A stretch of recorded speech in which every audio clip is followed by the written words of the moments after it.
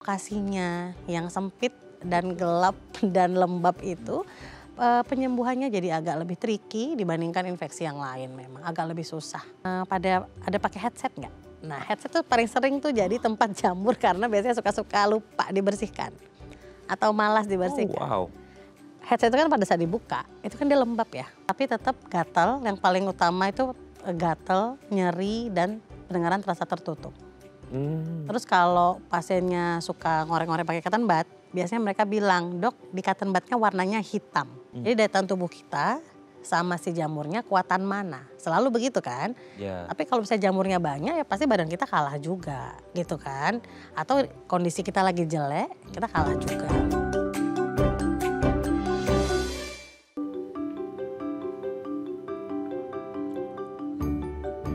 Halo pemirsa, apa kabar Anda hari ini? Senang sekali saya Raden Madlias dapat kembali menemani Anda dalam sebuah program Tausiah Inspiratif. Ini dia Bincang Sehati.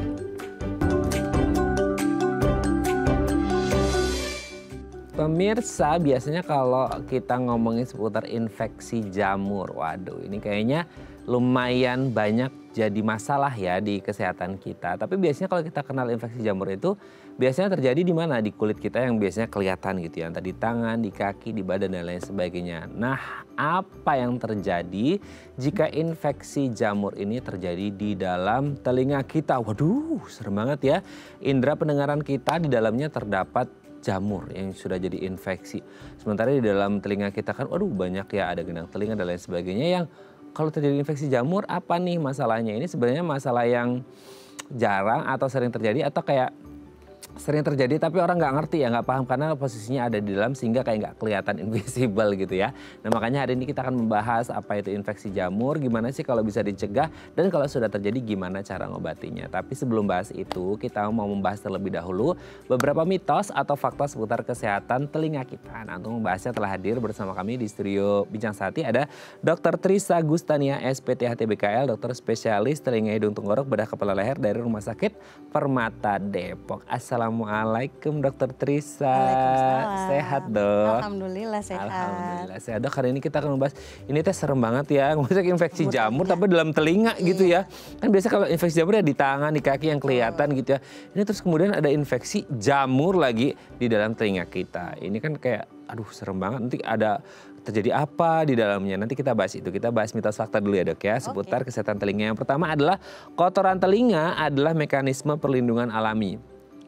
Ini kan banyak orang yang jijik ya dok sama kotoran telinga. Jadi kadang-kadang tuh kayak, dok perasaan tuh udah aku bersihin ya, kok muncul lagi.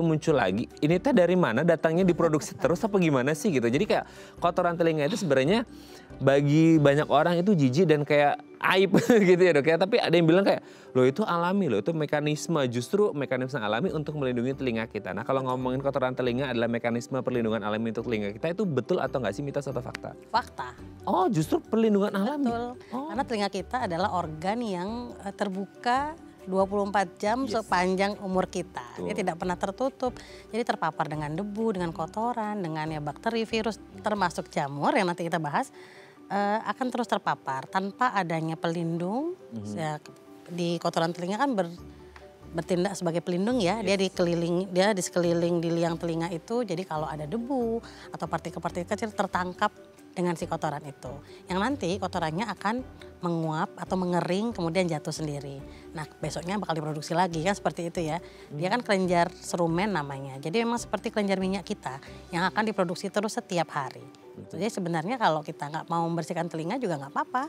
Sudah ada mekanisme untuk membersihkannya sendiri gitu. Sebenarnya iya dok, ini mungkin pertanyaan banyak orang ya, itu tuh kotoran telinga itu datangnya dari mana sih? Maksudnya kayak memang diproduksi ada kelenjarnya. Jadi sama seperti kalau pertanyaannya itu sama seperti keringat kita datangnya dari mana? Ya dari kelenjar keringat. Nah kotoran kita dari kelenjar serumenosa namanya. Jadi memang di dalam ada telinga kita gitu. Betul. Jadi sepertiga luar telinga itu kan kulit ya. Ya kulit seperti biasa, ada pori-porinya, ada kelenjar-kelenjarnya. Salah satu diantaranya kelenjar si serumen itu atau kotoran telinga itu. Makanya diproduksi setiap hari melalui kelenjar itu. Oh jadi kalau ada yang klaim saya udah bersihin tapi muncul terus, ya memang akan muncul terus ya? Iya memang akan muncul terus, selama kita masih hidup dia masih akan terproduksi terus. Oh jadi bukan jorok ya dok ya? Bukan jorok ya, tapi memang ada beberapa pasien yang berlebihan produksinya. Nah itu mungkin yang perlu dibersihkan secara reguler, kalau kebanyakan kita sih enggak ya. pengaruh nggak sih dok? Sama kan ada ini agak ya nggak apa-apa ini kan ilmu ya dok ya. Warnanya itu pengaruh nggak sih dok? Enggak sih, karena mayoritas warnanya sama. Dia kuning sampai kecoklatan, semua sama. Justru nanti warna-warna tertentu mengindikasikan ada infeksi tertentu. Maksudnya infeksi jamur ini dia punya warna khas sendiri nanti. Itu. Jadi kalau warna normalnya sih memang seperti itu, kuning kecoklatan ya emang itu warna normalnya. Tapi emang dia bisa kering terus keluar sendiri waktu kita tidur atau gimana? Waktu kita tidur pada saat kita bergerak, aktivitas, gerakan rahang, makanya pembersihan telinga itu erat kaitannya dengan kebiasaan kita mengunyah, gerakan rahang.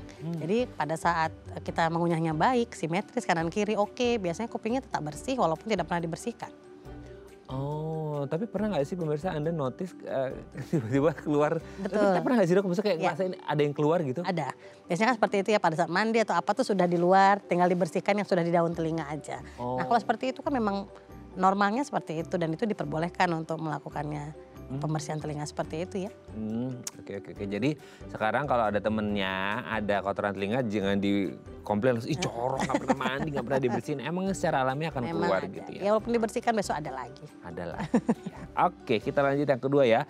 Telinga memiliki kemampuan membersihkan diri. Nah ini baru aja kita bahas. Itu membersihkan dirinya kan tadi kita ngomongin kotoran telinganya. Terus membersihkan dirinya dia ibarat kata kayak entah kotorannya atau yang lain dia itu bisa mendorong keluar atau gimana sih? Harusnya dia bergerak keluar. Jadi keluar itu adalah ke sisi kita bilangnya lateral tubuh ya, ke pinggir menuju ke daun telinga. Maka itu dan itu berhubungan sama gerakan rahang. Makanya kita harus mengunyah dengan baik gitu ya. Jadi pasien-pasien yang misalnya ada masalah di salah satu rahang misalnya sisi sebelah kirinya nggak ngunyah nih karena misalnya giginya berlubang. Nah itu akan nampak pada saat diperiksa telinga yang tidak mengunyah itu akan penuh dengan kotoran, tapi telinga yang aktif mengunyah akan bersih. Biasanya seperti itu. Karena kan produksi harusnya simetris ya, kanan kiri sama. Tapi kenapa ada satu sisi yang numpuk ya karena itu tidak dipakai aktif untuk bergerak, tidak mengunyah, tidak bergerak dengan aktif rahangnya gitu. Oh gini dong. Betul, ini kan tepat di depan rahang ya, joinnya rahang, sendinya rahang ya, jadi pas di depan telinga ini. Jadi dia ada gerakan apa yang akhirnya membuat kayak kotorannya keluar gitu ya. Kalau orang tidur tuh kanan kirinya pengaruh nggak sih? Enggak sih. Karena secara mungkin kan tidur juga pindah-pindah ya. Mungkin secara gravitasi sih nggak terlalu ngaruh. Yang ngaruh tadi itu sih si gerakan rahang itu yang paling dominan untuk ngaruh. Oke, jadi kadang-kadang tidur ke kanan, kadang ke kiri gitu. Jadi mungkin beda-beda ya. Oke, kita lanjut yang ketiga dok. Memakai headphone atau earphone berdampak buruk pada pendengaran. Ini kan sekarang apalagi kemarin waktu COVID ya. Sekarang kayaknya sih masih berlanjut untuk orang-orang yang masih WFH atau work from anywhere lah gitu. Itu sekarang tuh jadi banyak banget. Apalagi sekarang ada yang sesi wireless juga ya, Bluetooth gitu yang benar-benar nggak pakai kabel. Nah itu katanya sedikit banyak bisa ganggu pendengaran nggak sih dok? Ganggu pendengaran memang fakta ya, cuma memang bukan berdasarkan dari device-nya yang wireless atau tidak. Tapi memang kalau itu kan lebih pengaruhnya ke radiasi ya. Dan menurut penelitiannya tuh memang handphone pun di dekat kita radiasi gitu ya. Jadi bukan karena kita pakai device-nya. Jadi sebenarnya karena waktunya, durasinya. Waktu pemakaiannya betul. Jadi kan ada aturan 60-60 tuh. Pada saat pakai headset atau pakai alat bantu dengar apapun ya, kita pakai headphone atau apa yang ini, usahakan mengingat aturan 60-60. Hanya boleh digunakan selama 60 menit dengan volume 60%. Jadi kan kita sudah sudah kedap ya harusnya ya. Kita nggak dengar lagi di suara lingkungan nih. Harusnya volumenya nggak usah terlalu besar. Ada tuh teman saya gitu dok, dipanggil nggak pernah dengar. Kadang-kadang saking besarnya orang sebelah dengar. Sering begitu ya, harusnya kan nggak perlu. Karena sudah ketutup semuanya, harusnya 60% aja cukup. Dan diberikan istirahat saraf pendengaran itu, rambut-rambut di koklea itu untuk beristirahat setelah 60 menit. Gitu. Kalau diteruskan jangka panjang maka kemungkinan rusaknya lebih cepat yang mengakibatkan gangguan dengar di usia yang harusnya belum gitu. Kan sebenarnya itu degeneratif ya. Kerusakan itu kan harusnya pada orang-orang tua itu adalah masalah degeneratif. Matanya sudah mulai kabur, pendengarannya sudah mulai kurang. Tapi sekarang belakangan ini yang kita dapatkan muda-muda. Ada tuh 20-an. 20-an juga. Iya benar, 20-an itu sudah mulai dengung-dengung gitu. Pas kita periksa udah turun pendengarannya ternyata gitu. Dan memang erat kaitannya sama rekreasional. Karena sekarang bukan hanya untuk kerja, main game pakai headset, denger Korea ya kan, berseri-seri berjam-jam pakai headset. Jadi memang ya sudah berubah kehidupan kita, makanya harus diberikan edukasi yang lebih bagus ya, supaya kupingnya masih bisa dipakai sampai tua ya. Investasi kuping Anda itu penting ya pemirsa. Jadi ya gara-gara jangan nonton drama Korea dan lain sebagainya gitu ya. Anda boleh-boleh aja, tapi ya itu ingat 60-60 tadi ya yang disampaikan oleh Dokter Teresa. Oke, kita lanjut yang keempat ya. Cotton bud nih, ini jadi masih banyak pertentangan di mana-mana nih Dok ya. Cotton bud itu karena antara masih dijual di mana-mana gitu. Ya, betul. Dan kayak aman nggak aman sih kalau ngomongin cotton bud, ada yang bilang aman, oke. Karena orang bilang gini, aman itu karena mereka pikirnya kan nggak tajam Dok, kan lembut Dok, kan bisa ngangkat kayak kotoran telinga, kan kadang ada yang basah ya gitu. Jadi kayak diputar dikit dapat gitu. Atau gimana? Aman nggak sih? Sebenarnya cotton bud kita pun di klinik kita menggunakan alat yang sama, kita bilangnya aplikator kapas, itu sama cara kerjanya seperti cotton bud. Tapi prinsipnya adalah kita tidak bisa membersihkan sesuatu yang tidak bisa kita lihat. Iya. Ya kan? Kalau kita niatnya membersihkan sesuatu yang kita nggak lihat, niatnya membersihkan, padahal yang kita lakukan mendorong lebih dalam, si kotoran jadi jauh ke dalam. Tapi pasti bilang, tapi dapat kok Dok gitu ya. Yang dapat itu cuma ujungnya doang, yang kita dorong lebih banyak ternyata. Ya kan? Jadi kok dibilang, Dok sebenarnya boleh apa enggak? Boleh, tapi dengan catatan harus dikerjakan oleh orang lain yang bisa melihat dengan baik. Seperti yang kita kerjakan di klinik. Dokternya yang mengerjakan, pasiennya di situ. Kalau di rumah mungkin orang tua yang mengerjakan untuk anaknya boleh. Selama anaknya mungkin kooperatif. Jadi kalau anak terlalu kecil, kalau mamanya nggak yakin, kayaknya mending nggak usah aja. Karena resikonya lebih besar. Karena beberapa kali kita dapatin justru gendang telinganya robek gara-gara mamanya membersihkan dengan cotton bud terus anaknya goyang-goyang gitu ya. Jadi kok pada orang dewasa yang paling sering kotorannya terdorong lebih dalam. Karena kita nggak lihat nih posisinya, main dorong aja kan gitu, yang pasti kedorong sih. Makanya kalau dibilang berbahaya nggak sih Dok cotton bud?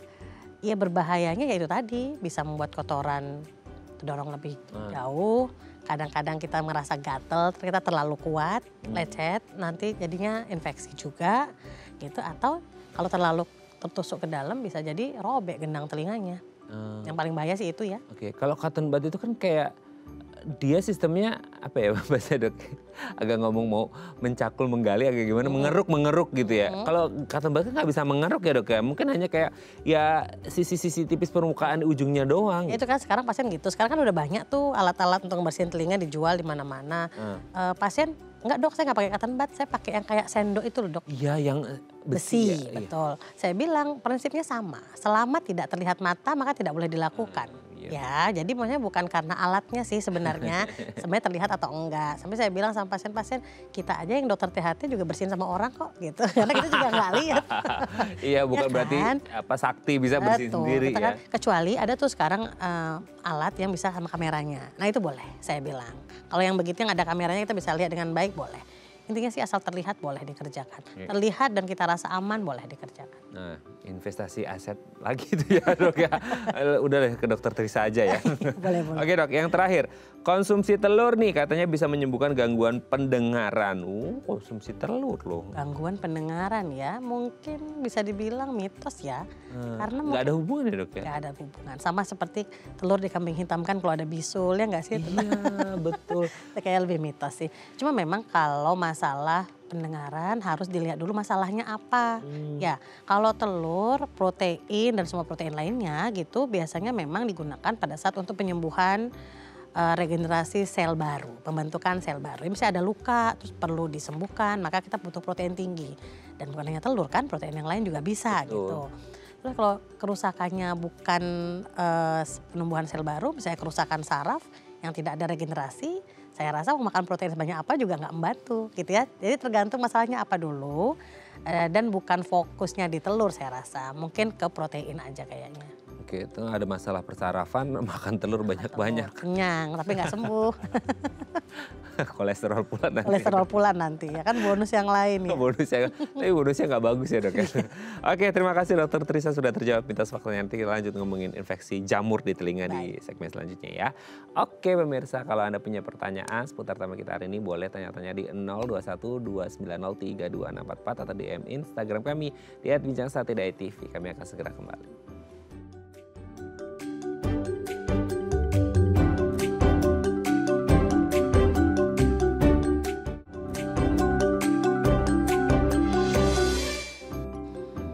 Hai, karena masih bersama kami di Bincang Satu dan kita masih membahas sama kita hari ini seputar infeksi jamur di telinga. Kalau Anda punya pertanyaan seputar tema kita hari ini boleh tanya-tanya di 021-290-3244 atau DM Instagram kami di @bincang1.tv. Kita masih bersama dengan Dr. Trisa Gustania, SPTAT BKL, dokter spesialis telinga hidung tenggorok bedah kepala leher dari Rumah Sakit Permata Depok. Oke dok, infeksi jamur, serem banget. Maksudnya kayak infeksi jamur itu kan sesuatu yang bikin gak nyaman, bikin gak enak. Terutama kalau di kulit kita. Nah ini terjadinya di telinga gitu. Ya. Ini kondisi yang seperti apa sih? Maksudnya ini jamur kayak gak ada kerjaan aja gitu masuk-masuk di telinga kita. Gimana dok? Ya memang ini adalah salah satu diagnosa yang banyak loh kita temukan di klinik kita gitu. Jadi memang ya dia menginfeksi bagian kulit di telinga, di liang telinga gitu. Biasanya sih cuma sampai liang telinga aja. Biasanya sih genang telinga nggak kena. Cuma emang sangat mengganggu, gejalanya sangat mengganggu gitu ya. Pasien-pasien tuh aduh kalau kena jamur dan karena lokasinya yang sempit dan gelap dan lembab itu penyembuhannya jadi agak lebih tricky dibandingkan infeksi yang lain, memang agak lebih susah gitu. Itu sebenarnya kayak kan biasa kalau kita ngomongin infeksi jamur itu orang di kulit luar ya, maksudnya di kulit yang kelihatan sama mata kita. Kalau di telinga kan nggak kelihatan gitu. Itu kan biasa, itu kayak jamurnya atau infeksinya itu sama dengan yang di kulit pada umumnya atau bisa beda atau gimana? Kalau di telinga, kalau di kulit luar biasanya kita taunya infeksi jamur itu lebih kering. Ya, kulitnya jadi lebih kering, terus gatal, merah seperti itu ya.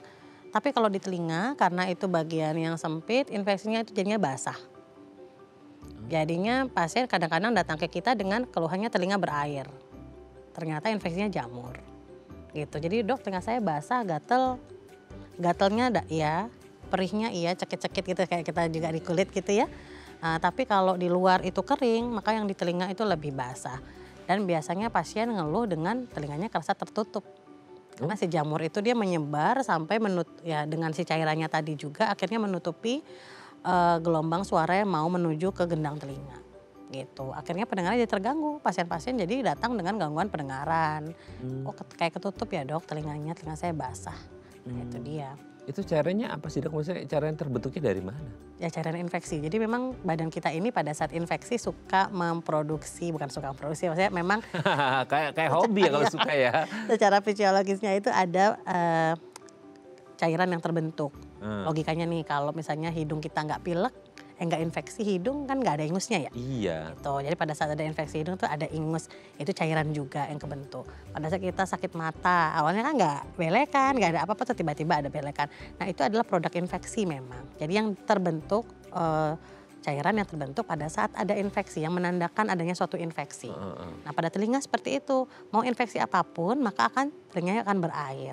Makanya kalau pasien datang dengan telinga berair, kita nggak bisa tegakkan diagnosa by phone atau temen nanya gitu ya di WhatsApp, aduh telingaku nih berair kenapa ya? Nah kita harus lihat dulu karena infeksinya bisa beda-beda. Yang pasti itu ada infeksi. Kita akan jawab begitu. Wah kalau telinga berair mah ada infeksi, tapi infeksinya apa? Kita mesti lihat dulu karena beda penyebabnya, beda terapinya gitu. Itu biasanya kayak kalau kayak yang nutupin gitu ada cairan itu kayak ibarat kata kalau orang kayak berenang kemasukan air. Ya, sensasinya seperti itu. Tapi kalau air kan karena lebih cair, keluarnya lebih gampang, ya kan? Kita bergerak aja mungkin kita bikin tidur miring sudah kebuka, sudah keluar. Nah pada ini kan kondisinya cairan telinga lebih kental karena kan cairan infeksi kan, lebih kental. Terus kan ada terus, sudah keluar ada lagi. Selama infeksinya belum selesai dia produksi terus cairannya. Gitu. Makanya memang harus diselesaikan infeksinya baru dia berhenti, baru dia kering gitu. Oke, selama si jamurnya masih berinfeksi di situ ya akan produksi terus gitu ya. Nah itu sebenarnya penyebabnya itu si jamurnya ini datangnya dari mana sih dok? Maksudnya bisa datang masuk ke dalam telinga? Ya ada dua, jadi di kulit kita nih ada flora normal namanya. Ya kan?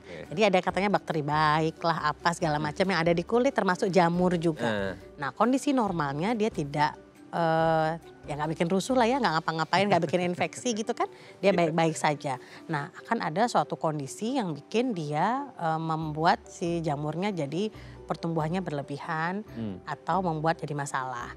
Itu biasanya pada orang-orang yang sedang dengan kemoterapi, yang daya tahan tubuhnya tuh rendah banget, atau orang-orang tua dengan pengobatan kronis gitu ya, yang memang struktur kulitnya itu sudah nggak bagus lagi. Nah itu mempermudah untuk terjadinya infeksi bakteri jamur, salah satunya otomikosis tadi, jamur pada telinga. Nah, atau pada pasien-pasien yang kita sering dapatin ini sering sekali menggunakan tetes telinga antibiotik tanpa indikasi. Nah, jadi kan kita kan Ada orang-orang gitu. ada. Jadi mereka tuh pernah sakit telinga dulu obatnya ini. Nah, pada saat sakit ini dia langsung beli sendiri. Gitu. Walaupun kan Tanpa resep dokter ya. tanpa resep dokter. Harusnya kan memang nggak boleh. Nah, pada saat bakterinya ditekan, ingat tadi flora normal itu adalah terjadi keseimbangan antara si bakteri baik, jamur dan teman-temannya gitulah ya. Pada saat salah satu ada yang ditekan, maka yang lain punya kesempatan untuk menginvasi jadi lebih banyak. Karena tidak ada saingannya lagi, tidak di komposisi yang baik lagi. Nah gitu, jadi pas kita tanyain pakai yang lain-lain nggak ada resikonya apa, ternyata faktor resikonya adalah dia suka pakai tetes antibiotik tanpa indikasi. Itu juga bisa. Yang paling sering jamur itu adalah dari luar ke dalam. Kita yang masukkan tanpa sadar. Dari mana dok? Gabut Misalnya, banget tuh kayak gak ada kerjaan iya. aja masukin jamur. Kadang-kadang pasien gitu, saya tanyain ada pakai headset nggak? Nah headset tuh paling sering tuh jadi tempat jamur karena biasanya suka-suka lupa dibersihkan. Atau malas dibersihkan. Oh, wow. Headset itu kan pada saat dibuka, itu kan dia lembab ya. Oh iya karena ketutup ya dia. Ya kan udah ada keringat kita, udah ada si serumen juga. Nah kadang pasien tuh lupa, besok pakai lagi. Padahal yang di lembab itu sudah tumbuh jamur. Gitu. Jadi sering-sering banget tuh gamer-gamer gitu anak muda yang pakai headset satu aja. Di sisi itu aja jamurnya. Gitu. Jadi emang dari headset, kadang dari tangan kita juga yang nggak bersih. Kadang dari memasukkan sesuatu ke dalam telinga, apa itu cotton bud atau sesuatu lah yang nggak bersih. Pernah tuh dapat pasien suka banget ngorek-ngorek pakai rumput. Apa dok? Rumput. Rumput? Rumput, ujungnya rumput itu katanya. Buat apa? Ya makanya kamu ya pasien kan hobinya aneh-aneh ya. Jadi Baru dengar loh dok. makanya kan jadi kenapa pakai rumput Pak? Iya soalnya kalau pakai itu enak dok, ya rumput kan jelas kotor, ya pasti ada sesuatu lah di rumput itu kan. Ya udah jadinya kupingnya akhirnya infeksi jamur. Gara-gara hobinya yang tadi itu, yang tidak biasa itu. Ini saya dapat bisikan nih dari teman-teman sebelah, katanya ada juga yang katanya ngorek-ngorek kuping pakai bulu ayam. Iya. Ada enak bulu enak gitu. Bener. Apalagi bulu ayam kan pasti nggak bersih lah. Ya kan pasti adalah sesuatu di situ kan. Nah itu kita yang masukkan kan sendiri berarti gitu. Banyak pasien sih seperti itu. Aduh gak ngerti lagi ya orang-orang ini ngapain gitu ya. Karena kita lupa ya, kadang nggak sadar, mungkin udah jadi hobi gitu kan. Tanpa mikir bahwa itu ada resikonya gitu. Gak ngerti ya pemirsa, ini kadang-kadang orang ada aja ya. Dokter tadi ada bersih pakai rumput lagi, rumput itu kan di luar, outdoor gitu ya. Aduh, baik-baik lagi jaga organ tubuh kita ya pemirsa ya. Jangan yang aneh-aneh lah gitu ya. Dokter Trisha sudah siap melayani kok ya. Kalau ada masalah apa di telinga, jadi jangan yang aneh-aneh pakai Banyak dia seru-seru ya pakai makanya. rumput lah, baru denger loh dok. Keren ya. Oke dok, nanti kita lanjut lagi ya di segmen selanjutnya ya. Oke pemirsa, kalau Anda masih punya pertanyaan seputar tema kita hari ini, boleh tanya-tanya di 021 290 3244 atau di Instagram kami di @bincangsaatidayatv. Kami akan segera kembali.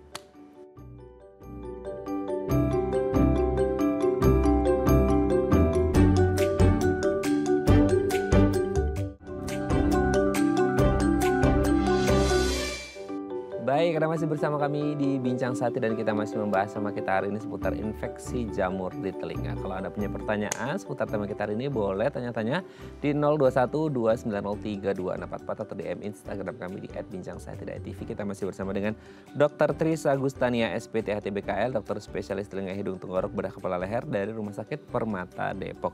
Oke dok, semisal kalau ada orang-orang yang punya habit yang agak aneh tadi ya gitu ya. Ya segera berhentilah ya pemirsa, jangan lakukan itu lagi ya. Ini tuh jujur ya dokter Trisha juga tadi cerita kalau ada pasien kayak gitu juga kaget, rumput apa gitu ya. Nah ini kita juga kaget gitu, maksudnya ada ya ternyata orang kayak gitu ya. Mulai sekarang harus insaf lah ya, jangan melakukan itu demi kebaikan dan kesehatan telinga kita gitu. Nah kalau orang-orang sudah punya, kan kadang-kadang kita nggak bisa ngukur ya dok ya, dan nggak bisa tahu habit orang itu seperti apa. Mungkin tadi yang pasien dokter Trisha yang pakai rumput, mungkin ini bukan kali pertama mereka melakukan itu. Jadi kayak udah bertahun-tahun mungkin atau berapa bulan atau udah lama melakukan itu. Jadi kayak mereka nggak ada keluhan sama sekali. Tiba-tiba mungkin sekarang udah time bom waktu lah gitu ya. Udah duar langsung ke dokter Trisha bahwa oh ini ada masalah gara-gara pakai rumput dan lain sebagainya. Nah ketika ada orang entah dengan kebiasaan yang aneh atau mereka nggak sengaja tadi ya masukin cotton bud atau segala macam yang ada Jamurnya. bibit jamurnya itu kan nggak sedetik 2 detik mulai kerasa Ya. gitu kan. Pasti kan butuh waktu juga. Nah itu ketika udah mulai ada, wah ini kayaknya menuju ke infeksi jamur di telinga, itu dia yang dirasakan gejala di awal itu hanya sebatas gatal-gatal aja, Ya. atau mungkin kayak ada yang berair aja, atau mungkin setiap orang bisa jadi beda-beda kondisinya atau gimana? Beda-beda kondisinya tergantung beratnya infeksi sebenarnya gitu ya. Kalau yang fase-fase awal mungkin belum berair, tapi tetap dia merasa ketutup. Terus saya bukan nggak berair, sudah berair tapi belum sampai yang ngalir keluar. Jadi dia nggak tahu nih di dalam ada air gitu ya. Tapi tetap gatal, yang paling utama itu gatal, nyeri dan pendengaran terasa tertutup. Terus kalau pasiennya suka ngorek-ngorek pakai cotton bud, biasanya mereka bilang, "Dok, di cotton budnya warnanya hitam." Bukan coklat, bukan coklat tua. Hitam? Memang hitam. Jadi jamur yang menginfeksi telinga itu ada 2 jenis, ada yang putih, ada yang hitam. Jadi ada yang aspergillus, ada yang candida. Jadi yang aspergillus itu hitam, memang hitam. Jadi kalau sudah hitam tuh biasanya nggak mungkin yang lain sih, memang si jamur itu gitu. Bukan yang coklat gelap ya dok? Nah itu kan coklat ya, tetap ya. Segelap-gelapnya kotoran itu tetap coklat tua. Kalau ini memang hitam, memang hitam. Jadi memang warna jamurnya begitu diambil, yang kan cotton bud tuh putih ya. Jadi kalau warna hitam tuh kontras sekali, langsung kelihatan. Nah biasanya pasien rata-rata sih keluhannya seperti itu. Gatel, nyeri, pendengarannya tertutup, telinganya basah. Pada saat dia korek, dapatnya hitam warnanya. Tapi bukan berarti harus hitam ya, karena kayak saya bilang tadi jamur yang putih juga ada. Jadi yang korek warna putih nanti atau gimana? nggak kelihatan. Pada saat itu kan nggak kelihatan, jadi pasien nggak tahu. Kalau yang warna hitam biasanya pasien tahu. Gitu. Kayak ini bukan kotoran telinga deh dok gitu. Jadi mereka langsung memeriksakan biasanya. Itu konsentrasinya kayak apa sih dok? Maksudnya kayak orang kan selama ini kalau kotoran telinga itu kayak, maaf ya nanti kalau ada yang mau makan roti pakai selai gitu ya. Tapi maksudnya ini jadi apa sih kayak selai-selai gitu atau bisa jadi lebih solid lagi atau lebih Kalau infeksi jamur itu dia berbeda konsistensinya, teksturnya dari kotoran telinga. Memang dia lebih basah lagi karena kan dia ada cairannya lagi ya. Terus memang secara tampilan juga berbeda. Kalau kita di klinik kan kita pakai endoskopi telinga ya. Jadi pasien sama-sama lihat nih sama kita. Kita masukkan kamera ke telinga pasien lihat, nanti kita bisa jelaskan. Bentuknya seperti ini. Nanti kita misalnya infeksinya sebelah kanan nih. Nanti kita bandingkan sama yang sebelah kiri. Oh yang kiri seperti ini, harusnya tampilannya normalnya seperti ini ya Pak, Bu. Di kanan Bapak seperti ini infeksinya gitu. Jadi lebih lunak lagi, warnanya juga udah enggak warna kotoran lagi. Jadi konsistensinya mungkin beda sama kotoran telinga yang pada umumnya. Beda. Gitu ya. Jadi bisa terjadi di kanan kiri atau satu aja atau bisa jadi dua-dua? Tergantung kan infeksi, tadi kan jatuhnya infeksi. Tergantung mana yang ada si bekal jamur tadi gitu. Masuknya di mana. Bisa nggak dok dua-dua? Bisa, satu aja bisa. Pindah kanan kiri bisa. Serius. Jadi kalau misalnya dia lupa ya, habis ngorek-ngorek begini atau apa dia pindah tangannya dan tangannya belum cuci tangan, itu jamurnya pindah. Jadi makanya saya bilang agak tricky, agak susah ngobatinya karena emang pasiennya harus benar-benar jaga kebersihan banget. Dan kita pun kalau di klinik dari pasien satu ke pasien lainnya itu kalau jamur itu kita agak ekstra membersihkan alat-alatnya takut memindahkan dari pasien satu ke pasien lain. Oh berarti ini indikasinya menular dong dok? Ya menular karena bisa pindah easily, karena lebih mudah pindahnya. Gitu ya, walaupun memang tidak semua orang daya tahan tubuhnya sejelek itu ya. Mungkin kalau hanya sedikit infeksinya ya mungkin dia nggak apa-apa gitu. Tapi itu bisa pindah memang. Secara ya memang organik makhluknya kita pindahin ya. Si jamurnya kan bisa berpindah memang. Tangan kita tapi yang mindahin gitu. Nah untuk mendiagnosis bahwa ini beneran infeksi jamur itu hanya lihat dari si kotorannya atau ada kalau pasien sendiri kayaknya agak susah menegakkan diagnosa sendiri karena tadi tidak bisa dilihat. Betul. Karena secara rasa atau yang gejala yang dirasakan hampir mirip dengan infeksi yang lain. Kotoran telinga dan telinga basah juga bikin sensasi gatal di telinga kita. Iya kan? Kotoran telinga juga bikin sensasi menutup. Infeksi yang lain juga bikin basah. Gitu ya. Jadi gatalnya mirip, tutupnya mirip, basahnya mirip. Maka agak susah untuk menegakkan ini jamur atau bukan. Gitu. Tapi buat yang udah pernah infeksi jamur sebelumnya, biasanya mereka lebih aware. Oh udah expert. Sudah ya, beberapa pasien kita tuh udah pernah dan berulang lagi. Makanya kita harus cari tahu faktor resikonya apa supaya tidak berulang lagi. Gitu. Makanya kalau yang suka pakai headset tapi lupa ngebersihin, kita biasanya dikasih tahu. Gitu kan, ini harus dibersihkan setelah habis dipakai langsung dibersihkan gitu. Karena kita nggak bisa nunggu nanti keburu ada jamur di situ gitu. Kadang-kadang pasien balik lagi dengan gejala yang sama lagi dan dia sudah tahu gitu. Dok ini kayaknya nutup lagi deh kayak kemarin gitu.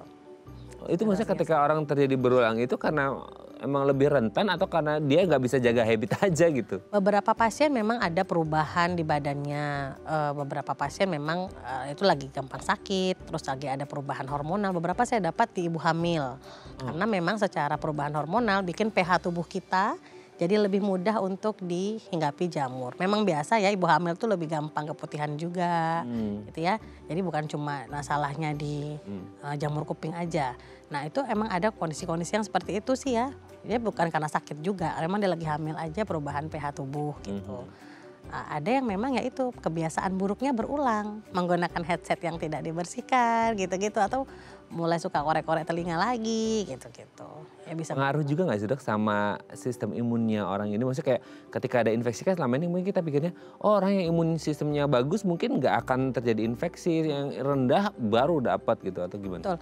Jadi jangan lupa itu semua berpengaruh. Semua berpengaruh tapi kalau jangan ingat zaman Covid dulu ada yang namanya virulensi. Jadi si kekuatan virusnya atau seberapa banyak virusnya atau seberapa kuat virusnya. Nah itu semua juga berlaku untuk jamur dan bakterial sama sebenarnya. Jadi daya tahan tubuh kita sama si jamurnya kuatan mana. Selalu begitu kan. Ya. Tapi kalau misalnya jamurnya banyak ya pasti badan kita kalah juga gitu kan.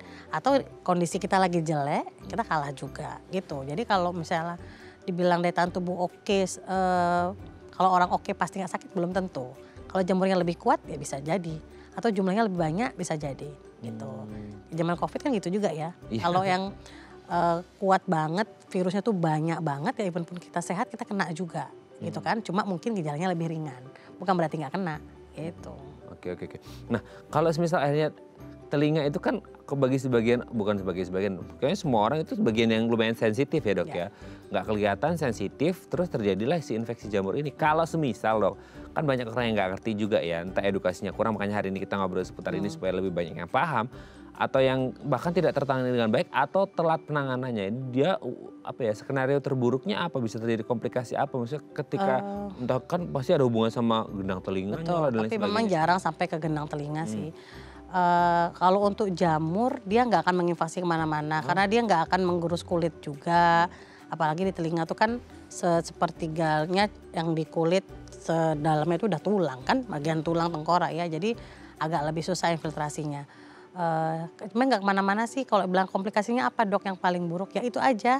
Gejala yang tidak nyaman, pasien basah, gatal, pendengarannya terganggu. Tapi kok sampai ganggu gendang telinga nggak dok? Bikin jebol enggak sih? Paling dia numpuk aja ya dok ya. Itu yang akhirnya bikin nggak nyaman dan mau nggak mau mereka periksa ke dokter gitu ya. Oke dok, nanti kita lanjut lagi ya, menarik ini ya. Nanti kita ngomongin cara penanganannya seperti apa di segmen selanjutnya. Oke pemirsa, kalau Anda masih punya pertanyaan seputar tema kita hari ini boleh tanya-tanya di 021 2903 2644 atau di Instagram kami di @bincangsaat.tv. Kami akan segera kembali.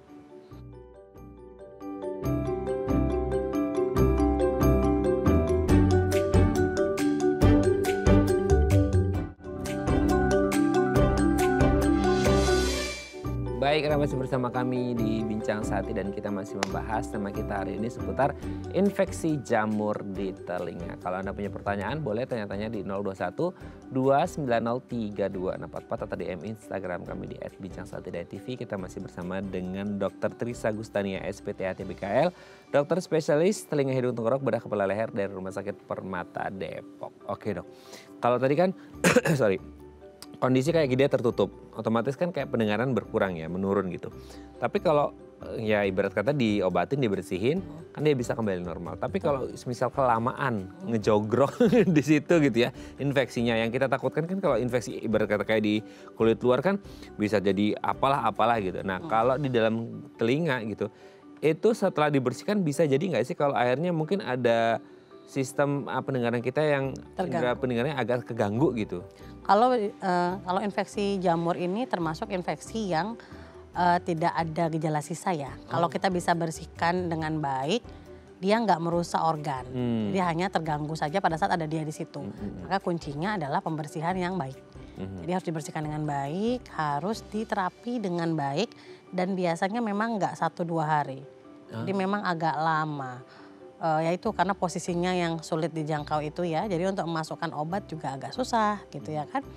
biasanya pasien itu harus kita edukasi dengan baik banget. Ini masih dikerjakan di rumah seperti ini ya, diulang-ulang seperti ini. Karena kan nggak bisa kita pantau ya kalau di rumah ya. Karena kalau di ngapa-ngapain kita nggak kalau tahu di klinik itu kan kita bisa bersihkan dengan bagus sampai bersih gitu. Dan itu pun pada saat sudah bersih gitu masih ada nggak dok? Masih ada. Karena kan dia kecil sekali ya, hifa jamur kan kecil sekali. Sepenglihatan mata kita mungkin sudah nggak ada, tapi itu bisa jadi masih ada. Makanya kita biasanya kalau sudah bersih pun kita suruh pasien jaga-jaga untuk perpanjang terapinya 2 atau 3 hari ke depan lagi. Untuk mengantisipasi masih ada yang kecil-kecil yang masih tersisa gitu. Nah itu kan misal masih ada yang tersisa, just in case ada missnya Dia gitu. tumbuh lagi, pasiennya balik lagi. Makanya saya bilang itu agak susah ya karena itu.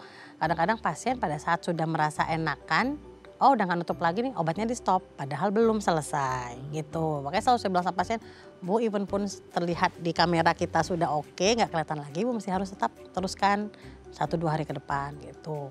Karena memang kadang-kadang gak kelihatan tapi masih ada. Karena kan kecil sekali, kita gak bisa lihat secara mata. Walaupun endoskop itu ada zoomnya ya, tetap kita gak bisa kelihatan juga gitu. Jadi ya harus dibersihkan dengan baik. Kalau pasiennya bisa bersihkan dengan baik, pakai obatnya bisa dengan rapi gitu, rutin. Harusnya sih sembuh tanpa ada gejala sisa. Nah itu ya, bisa sembuh tanpa gejala sisa ya. Oke dok, sebelum kita lanjut ini ada DM Instagram saya bacakan. Wah agak panjang nih ya dari Bu Santi ya. Bentar saya bacakan dok. Dok, saya udah 1 bulan infeksi jamur nih di telinga dan udah ke dokter THT. Udah diperiksa sih, dibersihin sampai terakhir tuh jamurnya berkurang. Dan katanya gendang telinga saya, oh wow, divonis gendang telinganya berlubang katanya dok. Jadi takut nih ke dokter lagi, malah jadi takut ya. Apa bisa sembuh sendiri dok, dan makanan apa yang harus saya konsumsi? Wah gimana nih dok, kok agak serem jadi jatuhnya ke gendang telinga. Gini, kalau case-nya seperti ini biasanya gendang telinganya sudah berlubang duluan. Kemudian infeksi. Oh karena tadi kan kita udah bahas gak ada hubungan ya. Ya, kan dia nggak kena tuh, harusnya kulit aja ya. Nah sudah berlubang, terus infeksi. Kalau infeksi telinganya basah, karena basah jadi mempermudah pertumbuhan jamur. Memang sering pasien-pasien jamur kita dapatkan pada pasien-pasien yang dengan gendang telinga berlubang. Karena dengan gendang telinga berlubang itu kan gampang infeksi ya, bolak-balik infeksi. Karena pertahanannya udah nggak ada nih, udah lubang nih ya kan. Jadi gampang infeksi, gampang basah, makanya gampang jamuran juga. Nah jadi kalau begini case-nya gimana dok? Yang diobatin mana? Jamurnya dulu. Kita nggak akan bisa beres. Biasanya kita kombinasi antara topikal, anti jamur topikal. Topikal itu kayak salep gitu, yang bekerja di permukaan, dengan antibiotik yang harus diminum untuk mencegah infeksi di telinganya itu, menyelesaikan infeksi di telinganya. Kita nggak bisa pakai obat tetes telinga yang antibiotik pada saat kasus seperti ini. Karena kayak saya bilang tadi, kita kasih tetes antibiotik, jamurnya makin hebat. Karena ya tadi kan kombinasinya jadi tidak seimbang lagi, proporsinya tidak seimbang lagi. Jadi kita bersihkan, kalau kayak seperti ini memang agak lebih lama lagi sembuhnya dibanding yang pure hanya jamur saja. Karena ada dua masalah kan berarti ya. Tadi agak lama ya dok ya. Kayaknya 1 bulan kan ceritanya. Nah sudah 1 bulan, makanya dari awal kita mesti edukasi ke pasien, Bu, Pak ini bakal agak lama, kita mesti agak sabar ya. Jadi pasien mesti bolak-balik. Rekor saya sih ada yang 8 kali bolak-balik, jadi total 2 bulan. Jadi bolak-balik harus sabar karena ya itu sedikit-sedikit dibersihkan. Dan pulang itu bukan berarti harus udah bersih gitu, enggak. Masih ada lagi ya, tumbuh lagi, bersihkan lagi gitu, harus sabar lah. Apalagi kondisinya begini, kalau infeksi telinganya belum selesai masih basah, jamurnya masih akan betah di situ. Nah itu berarti kalau kondisinya kayak gini kan harus ada 2 penanganan ya dok ya? Maksudnya kayak gendang telinganya juga yang berlubang. Kalau gendang telinganya itu kan biasanya lubangnya sudah lama. Biasanya itu sudah lubang permanen dan kita tidak akan mengharapkan si lubang itu menutup. Maka tugas kita adalah sampai mengatasi infeksinya saja. Cuma ini kan infeksinya 2. Infeksi bakterial dan jamur, jatuhnya kan 2 ya. Makanya PR kita jadi 2. Makanya kita biasanya mengkombinasikan terapi anti jamurnya kita kasih yang topikal, terapi antibakterialnya, antibiotiknya kita kasih yang oral atau yang minum gitu. Supaya dua-dua masalahnya bisa teratasi. Kita nggak bisa milih nih atas yang mana dulu gitu kan, nggak bisa ya. Karena dua-dua emang agak ada masalah gitu. Cuma emang pembersihannya jauh lebih sulit kalau gendang telinganya berlubang. Kalau gendang telinganya tidak berlubang, kita dokter bisa melakukan tindakan irigasi telinga. Kita semprotkan cairan, nanti dia kan dengan dorongan air itu, dengan dorongan cairan itu akan mengeluarkan semua yang kotor, termasuk si jamur dan teman-teman jamurnya itu. basah-basahnya itulah semuanya gitu. Baru setelah itu kita kasih obat. Jadi dibersihkan dulu, dikeluarkan dulu, baru kita liang telinganya itu kita kasih obat anti jamur yang tidak memungkinkan jamur untuk tumbuh lagi, kan intinya gitu ya. Gitu. Tapi kalau telinganya berlubang, kita nggak bisa melakukan irigasi telinga karena kita akan mendorong si jamur itu lebih dalam. Gitu kan, kebanyakan ini kan telinga luar nih, menuju ke telinga tengah ada gendang telinga. Nah kalau berlubang kita semprot air masuk ke telinga tengah, lebih banyak lagi masalah yang timbulkan nanti gitu kan. Jadi kita nggak boleh lakukan irigasi telinga pada pasien dengan telinga berlubang, makanya pembersihannya bisa jauh lebih sulit lagi. Makanya semuanya bakal lebih lama lagi kalau pasien kayak gini. Yang sabar ya Bu Santi. Tapi semoga bisa segera teratasi dan jangan takut ke dokter ya Dok ya. Masih harus dibersihkan di dokter, justru kan saya bilang tadi yang biasa aja itu pasien susah membersihkan di rumah. Apalagi yang begini kasusnya 2 ya sekaligus ya, itu akan lebih susah lagi dan memang harus lebih rutin ke dokter gitu. Ya. Kalau kayak makanan tadi kayaknya nggak ada sih, Nggak ada ya? nggak ada. Tapi memang harus dibersihkan aja sih. Harus dibersihkan aja ya, jangan takut ke dokter. Bu Santi semoga lekas sembuh dan harus telaten ya Dok ya. Betul. Karena pengobatannya mungkin agak lebih lama. Terima kasih sudah menghubungi kami Bu Santi ya. Oke Dok, nanti kita lanjut lagi ya di segmen terakhir. Nggak kerasa kan Dok? Udah mau segmen terakhir aja, kayaknya baru beberapa pertanyaan ya Dok ya. Oke pemirsa, kami akan kembali saat lagi, tetap bersama kami di Bincang Sakti.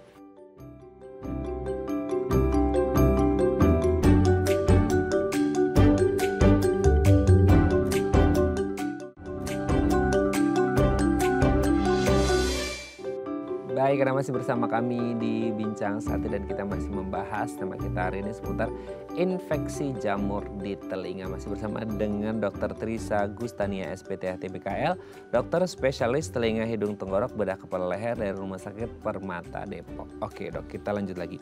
Tadi tuh kalau orang pengobatan itu, jadi kan tadi ada irigasi dan lain sebagainya itu. Wah, unik juga ada irigasi dalam telinga gitu, bisa pertanian. Nah, tapi sebenarnya kalau kan mungkin kondisi orang itu beda-beda, dalam artinya kayak infeksi jamurnya yang banyak segini, ada yang sedikit dan lain, atau ada hubungan sama tadi ya kayak Bu Santi tadi di gendang telinganya yang berlubang dan lain sebagainya. Nah itu untuk pengobatan itu hanya berbatas pada ya dikorek aja selesai atau dikasih irigasi tadi, atau juga bisa mungkin paralel juga dibarengi dengan obat minum, atau case by case nih nggak bisa dipukul rata. Bahkan untuk yang kayak gendang telinga yang berlubang pun si A sama si B bisa jadi treatmentnya berbeda gitu atau gimana? Iya memang, jadi benar kan tadi udah dibilang berdasarkan berat ringannya sakitnya seperti apa gitu ya. Kadang-kadang tapi untuk irigasi itu berlaku untuk semua pasien. Ya, jadi kunci utama dari terapi otomikosis atau jamur pada telinga itu adalah dibersihkan, dikeluarkan jamurnya semaksimal mungkin yang bisa kita kerjakan. Makanya sulit untuk dikerjakan di rumah gitu ya, karena monitoringnya agak susah. Memang harus dibersihkan di klinik karena kita harus lihat sampai bersih sekali, baru setelah itu kita kasih obat. Gitu ya, obatnya itu bisa salep, bisa salep anti jamur, bisa obat tetes anti jamur, bisa cairan antiseptik. Gitu ya, kayak betadine atau apa, itu boleh, tapi itu harus ada cara-caranya untuk memakainya. Jadi harus dibersihkan, baru dikasih terapi. Kalau dibilang beda nggak Dok satu pasien dan pasien lain, apakah perlu obat oral atau tidak, ada. Anti jamur yang oral itu ada. Ya, cuma memang biasanya untuk pasien-pasien yang case-nya sangat berat, biasanya dengan penyakit penyerta yang lain. Ya, misalnya pasien-pasien diabetes itu memang kondisi kulitnya tidak oke.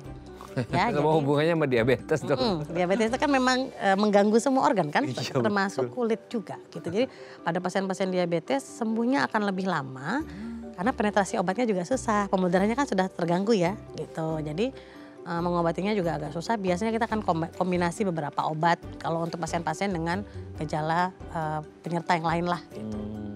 Nah, kalau yang ringan biasanya kita satu obat aja udah cukup. Hanya dibersihkan dengan salep aja itu udah cukup. Gitu. Tapi kalau kita lihat responnya kok agak lambat ya, udah 2 minggu terapi kok belum baik gitu. Atau memang pasiennya yang mungkin cara pakai obatnya agak susah, biasanya kita akan kombinasikan beberapa macam pengobatan. Kalau misal akhirnya harus ada yang dilakukan di rumah gitu ya, dan akhirnya pasien kayak ya kita nggak ngerti ya Dok, yang nggak bisa mengontrol mereka sama mengawasi mereka 24 jam gitu. Terus ada salah aplikasi dan lain sebagainya, itu bisa mengganggu proses pengobatan nggak sih Dok? mengganggunya dalam arti tidak tercapai targetnya. Ya, kalau misalnya pasiennya misalnya Obatnya jadi nih, lebih lama ya? ya misalnya instruksinya nih sehari dikerjakan 4 kali. Ternyata aduh dok saya tuh kerja pulangnya nggak sempet cuma bisa 2 kali. Nah itu akan memperlama lagi karena jadi tidak efektif ya. Kalau jamur ini kan dia memang harus diperpendek karena dia punya, ada waktu sedikitnya berkembang lagi. Cepet ya, dia kan memang oportunisnya cepet banget. Jadi langsung ada waktu berapa jeda, berapa jam yang lembab dia akan tumbuh lagi. Makanya kita harus perpendek masa untuk kontak dengan obatnya kita perpendek gitu. Kalau bisa 6 jam sekali sudah kena obat lagi. Makanya kita bilang 1 hari itu biasanya 4 kali pengapliasian obatnya gitu. Jadi kalau misalnya pasiennya cuma bisa sekali atau 2 kali ya kebayang. Yang ini sudah oke terus tumbuh lagi, ada waktu dia tumbuh lagi gitu. Pas datang ke kita kok masih penuh aja ya gitu. Kita nanya gitu baru tidak ngaku kan, iya dok saya cuma makainya sekali atau 2 kali. Gitu. Nah itu bisa jadi lebih panjang lagi ya? Panjang lagi. Akhirnya sih jadi nggak efektif ya obatnya ya. Kesannya obatnya nggak kerja gitu padahal karena ya itu pemakaiannya tadi yang kurang sesuai sama aturannya. Tapi untuk meminimalkan itu maksudnya kayak dok kayaknya saya udah meyakinkan diri saya bahwa saya nggak bisa mengaplikasikan itu, bisa nggak langsung masuk ke dokter aja langsung gitu atau agak ribet juga kalau sehari juga.